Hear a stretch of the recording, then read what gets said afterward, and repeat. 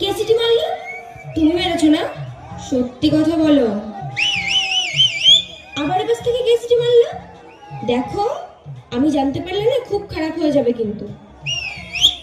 এ তো মহা যন্ত্রণায় পড়লাম।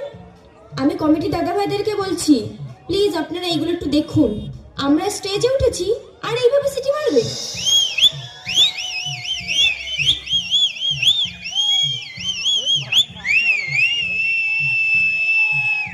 কেমন লাগলো?